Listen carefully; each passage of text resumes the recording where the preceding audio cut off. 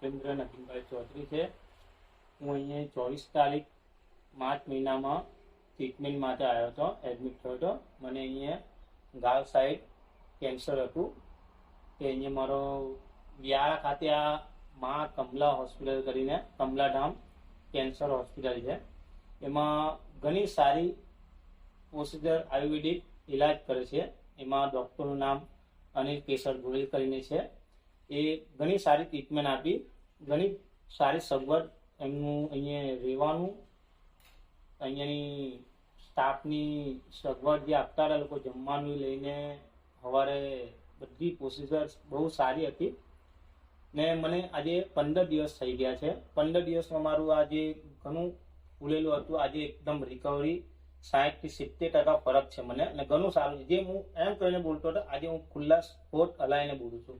આજે મને ઘણો અનુભવ અહીં સારો થયો છે. મોં કેટલું ખુલતું હતું? પહેલા મારું મોં ખાલી આટલું ખુલતું હતું, આજે આટલું ખુલે છે. અને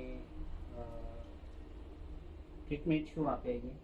ટ્રીટમેન્ટમાં અહીંયા મને આયુર્વેદિક પ્રોસિજરમાં અહીંયા જે આપણે ગીર ગાયનું ગોબર છે, એમનું યુરિન છે, એમાં પછી આયુર્વેદિક જો ઔષધિ છે તે મિક્સ કરીને મને લેપ લગાવે છે 2 ટાઈમ, સવારે ને સાંજે.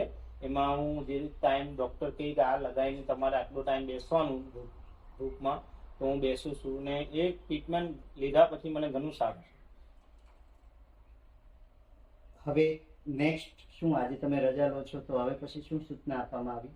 આજે હવે સૂચના ઘરેથી મને આ જે અહીંયા જે પોઝિટિવ 15 દિવસમાં જે મેં લીધી, તેમાં મને કીધું કે તમે આ કન્ટિન્યુ ઘરેથી તમારાથી થતી હોય તો ઘરે આ પૂરેપૂરી પ્રોસિજર ચાલુ રાખજો. નહીં તો આ જે કેન્સર વસ્તુ એવી છે ને, જે અત્યારે હું બોલી રહ્યો કે તમે જે પરેજી અત્યારે 15 દિવસમાં મને ટ્રીટમેન્ટ કરાવી, જે ખાવામાં છે, દવા ટાઈમ ટુ ટાઈમ છે, જો અમુક કસરતો છે જે એમાં ડૉક્ટર સાહેબ કહે કે આ હિસાબે તમારે વોકિંગ કરવાનું, પછી મોંની કસરત છે, ફુગ્ગા ફૂલાવાના, અમુક એવી દવા છે કે પગરા ટાઈમ ટુ ટાઈમ આ હિસાબ કર્યા કરો.